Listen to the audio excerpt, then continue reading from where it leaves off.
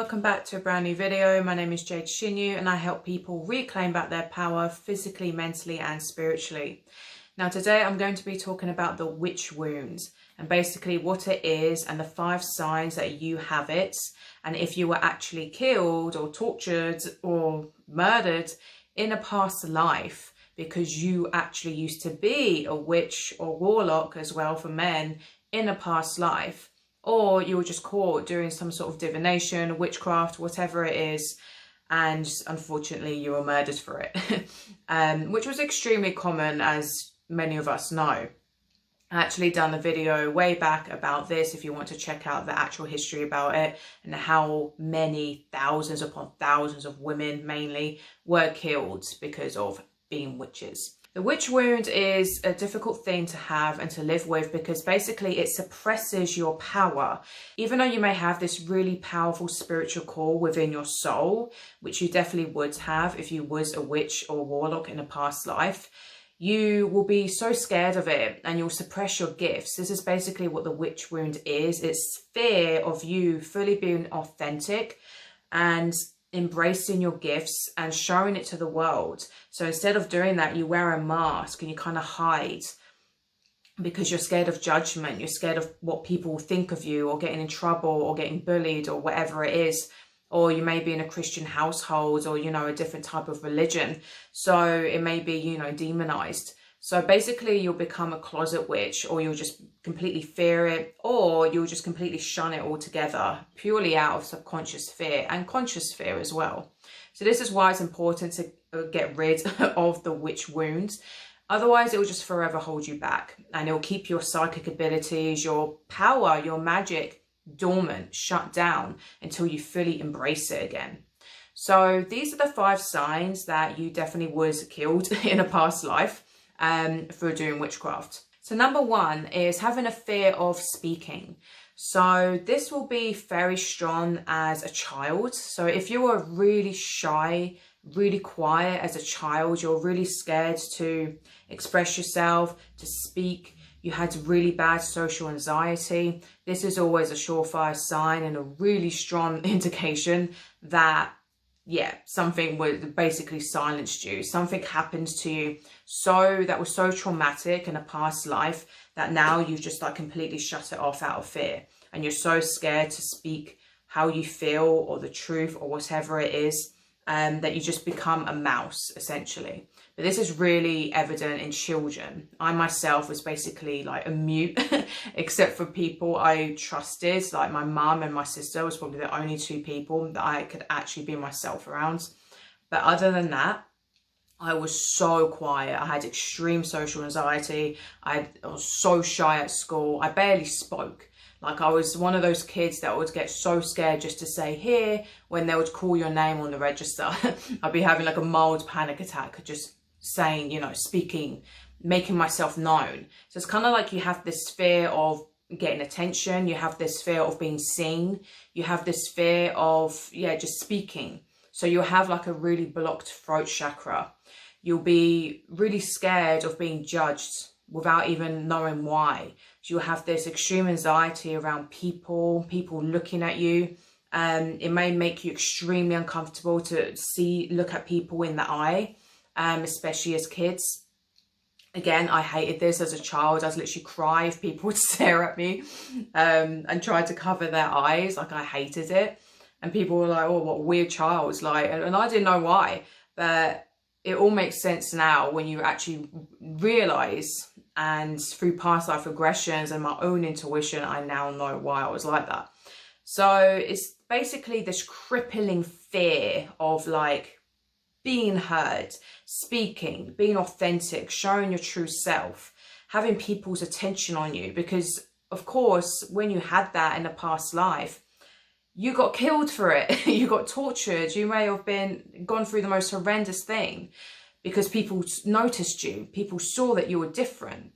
So it's kind of like you try to just fit in. You try to be quiet. Like I used to always sit right at the back of the classroom. I'd always have to be in the corner so you can look out. Like I would hate people being behind me. So that's another sign. So it's like you're always aware of your surroundings. So you have this anxiety of like danger, danger. So you're always on high alert from a young age. So even if you haven't like had anything traumatizing or overly traumatizing happen to you when you were a child, if you had like this really crippling fear, that's a big sign, accompanied with shyness and just being scared to open your mouth. I mean, some witches would actually get their tongues cut off, like it was brutal. They weren't just burnt alive and stoned and drowned and hung. They would also go through immense torture at times, one being their tongues literally getting cut out. So yeah, there was this big fear of expressing yourself. So fear of speaking is number one. So number two is quite similar to number one, and basically that is having extreme trust issues with people.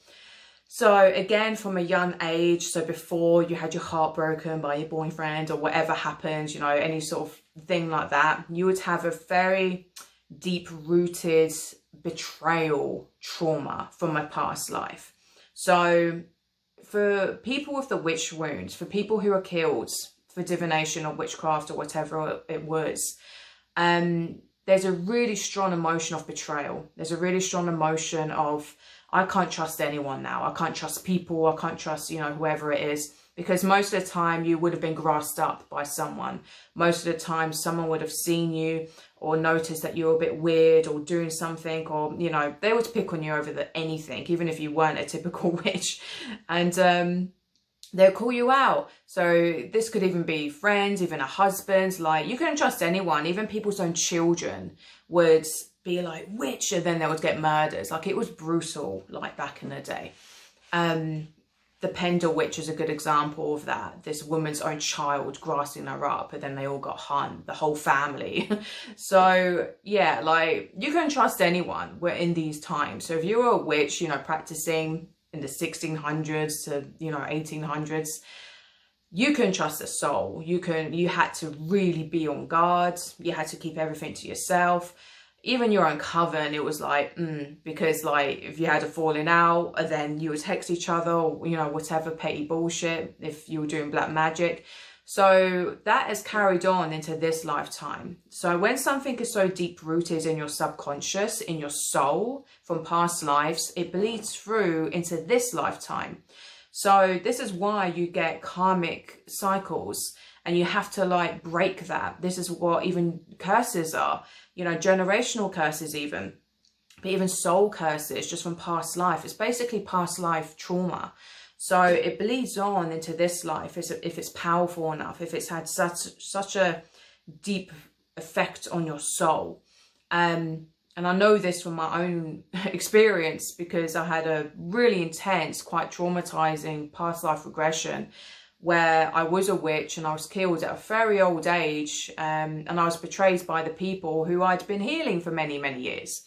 So for me, I've always had extreme trust issues. I've been even betrayed. You'll get betrayed by people in this lifetime again and again and again, which can be really hard. It can be really challenging. So with myself, I've always had this guard up. Even to this day, I find it difficult to open myself up to people. I keep my circle very, very small. So you'll probably be, again, like that. You'll have a very small group of friends, or you'll have no friends at all. You'll just have like acquaintances, but it's like no one really knows the true you. Or at least for a big majority of your life, you'll have like a wall up because you just don't trust people, like subconsciously, instinctively. It's very difficult for you to be your true self. And this even bleeds on to like showing yourself even on social media, even on YouTube. Like, a part of you probably wants to show the world your magical side, your spiritual side, your witch knowledge, your witchy side. But it's like you have such a deep-rooted fear, and you just don't trust people because you think like, oh, they're going to attack me, they're going to do this, they're going to do that. So it's like a very big fear around people's judgments, you know, very big trust issues, even with people who are close to you. So again, that is a big sign, especially if you had it from like childhood. You were someone who preferred animals to people. You prefer being in nature. You're a bit of a loner, basically. It's a bit of the black sheep of the family. Always keeping yourself to yourself, not wanting to be part of like, you know, the crowd.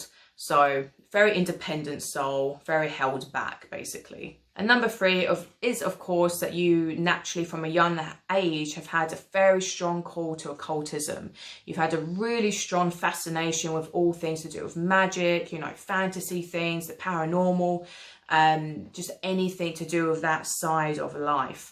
That you've always had this, like, this, you've just been drawn to it ever since you were young. And this is because you would have done it in a past life before.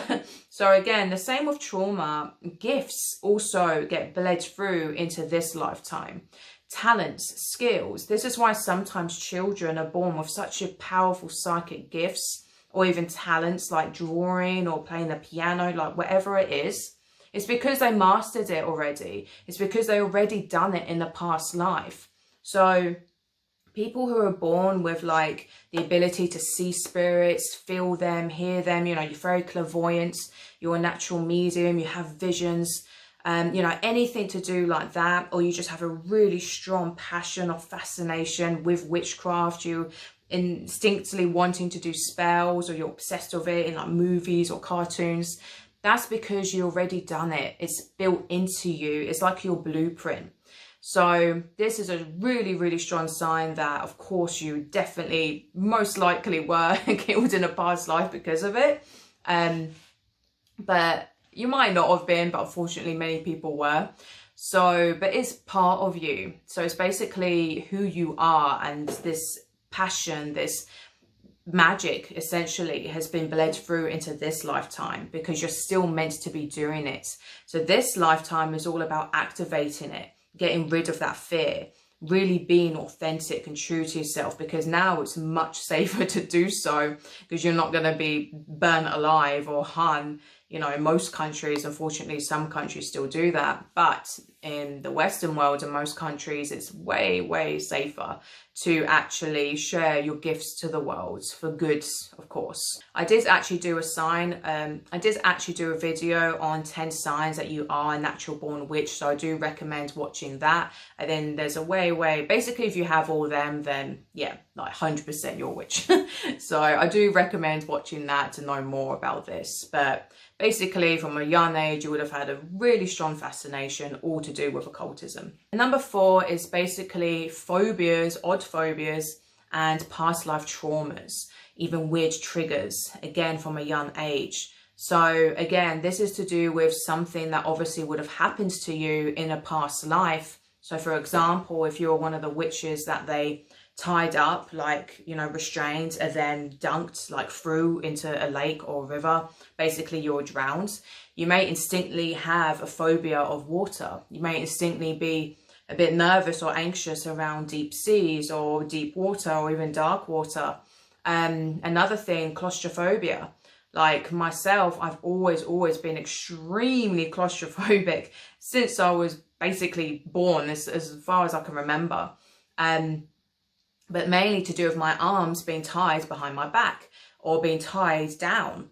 And of course, you know, when witches were hung, burnt alive, drowned, they would always restrain your arms behind your back the majority of the time. So there's always these kind of weird phobias and triggers. Another thing I have is like I feel extreme rage if anyone pulls my hair, which I always found really odd. Like obviously people don't like their hair getting pulled, but for some reason it was like trigger me to get like so angry. And I never knew why, and also my head's getting hit.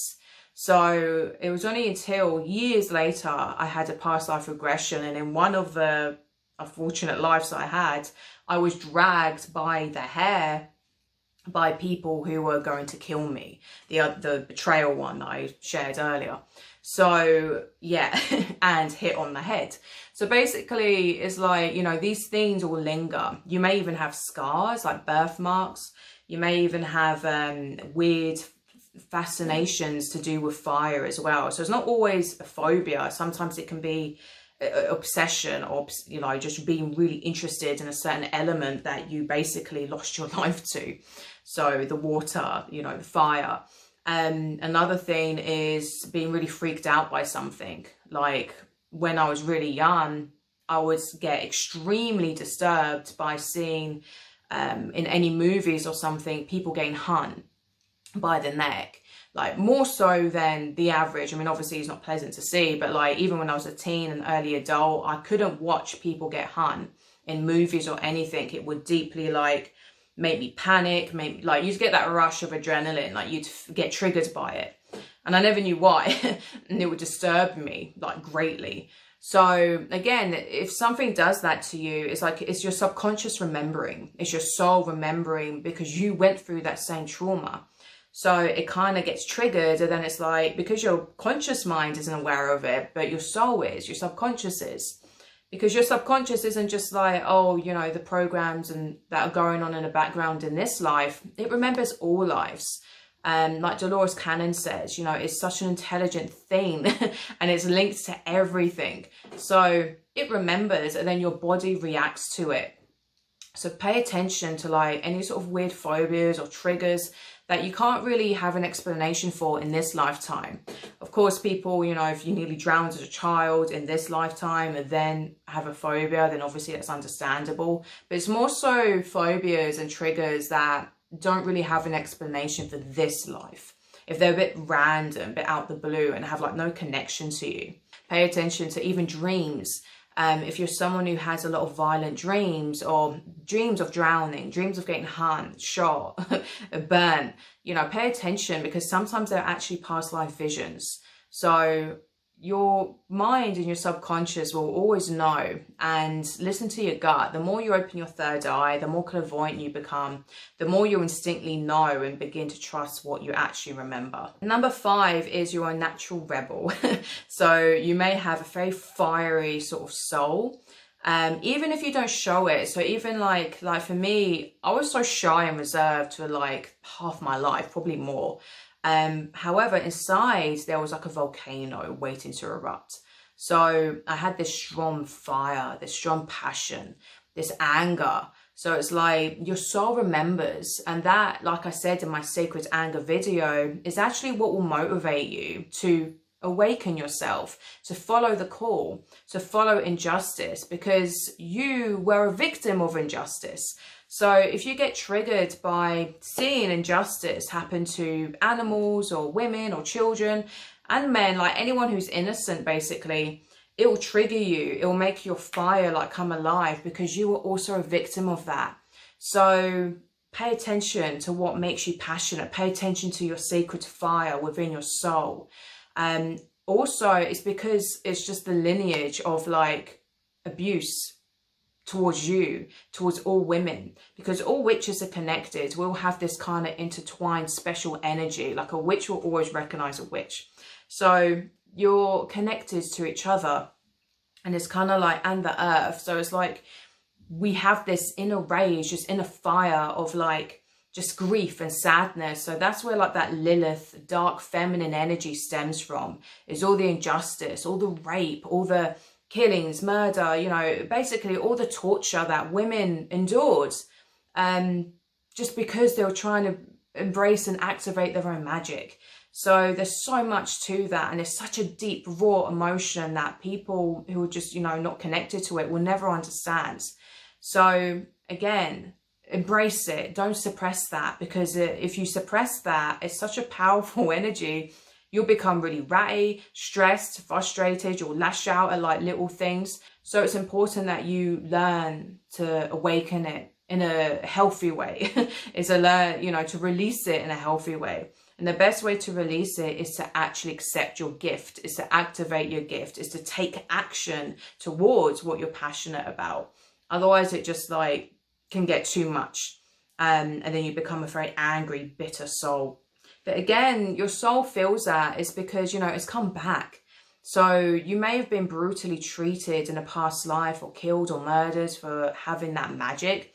But now your soul knows, it remembers. So it's come back to set things right, to heal women, to activate their power, and men and animals and everything. So it's basically you've come here to spread the truth again. So it's not to get revenge, but it's to set things straight. It's to serve their karma. So it's all about balancing the scales of karma. And this is what it's all about. This is why so many women nowadays are waking up. They're hearing that the witch's call. which is basically for them to step into their power, to stop playing, you know, submissive, to not just fit into, you know, society's expectations, and to always speak truth and to do what's right, even when it's not trendy, even when you will get attacked, because you would have gone through all that anyway. So within you is a very strong, fiery soul who always wants to do what's right, even if you get condemned for it, because you've been there, done that. But now you're stronger. Now you've come back stronger and more protected than ever. So this is the time to really take back your power, to really activate your magic, to tap into it. Stop distracting yourself. Stop playing small. Stop fearing what people think of you. Because if you continue to do that, you will never, ever embrace your power. You will never become the best version of yourself. You are the souls of the witches that were burnt over and over and over again, but now you've come back fucking stronger to take back power, to set things straight, and to actually heal the planet. So I hope you enjoyed this video, my loves. Another reminder, my Patreon, The Goddess Coven, is now open. It's now live. I will be posting a new video on there every single week. So the next one will be this Wednesday. So I will link that down below in the description box through my link tree. So click that to join, and you can cancel at any time, so you will not get stuck in it. It's just a monthly payment. Or if you want a one-to-one reading with me, I do offer oracle card readings, which is basically one-to-one personal guidance, which is quite long, for a few hours, that will really help you with whatever problem you have, or just to get to know who you actually are. I also have a free ebook to help open your third eye, to activate your gifts further. So do check that out as well if you wish to. Until next time, my loves, please like and subscribe and click the notification bell so you don't miss any of my future uploads. Until next time, I'm sending you so much love, so much light. Ahimsa.